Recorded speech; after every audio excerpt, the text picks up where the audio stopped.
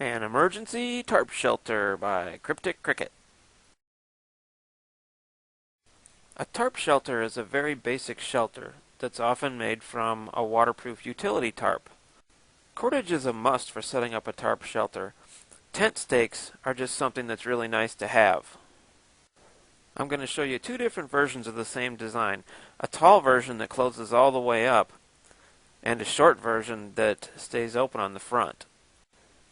Both versions have room for two people and their gear. You'll need an 8x10 utility tarp to make this shelter. The basic shelter is held to the ground with just 4 tent stakes. A fifth stake stakes out a line that supports the shelter's support pole. Sixth and seventh stakes stake down the opening to the shelter. You start by staking down the 2 innermost grommets at the rear of the shelter. Then you move to the front of the shelter and set up a support pole. You tie off the peak of the shelter at whatever height you want the peak of the shelter at. Next you move to the sides of the shelter and stake out the sides. Now you tuck the loose rear corners of the tarp in under the shelter. Last you come around to the front and stake out the opening to your shelter. If it's buggy, windy, rainy, or cold, or there are critters, you may want to close the front of your shelter up. To do this, you're going to have to raise the peak of your shelter higher. Doing this will bring the sides in, which will free up enough tarp that you can fold in the extra material, creating flaps to close off the entrance to your shelter.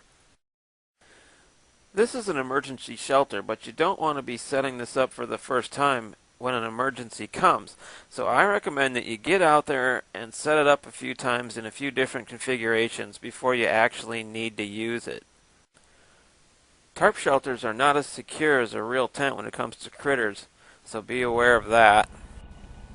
Creepy crawlies can ruin a night's sleep as well as make you ill, so be really careful where you set up your shelter. Having a bunch of fire ants try to take you apart piece by piece while you sleep and take you back to their nest would kinda suck. Sends chills down my spine. Oh yeah, I almost forgot. This whole tarp shelter kit only weighs 1.5 pounds. A ground sheet would be a great addition to this kit. It might keep the creepy crawlies from turning you into lunch.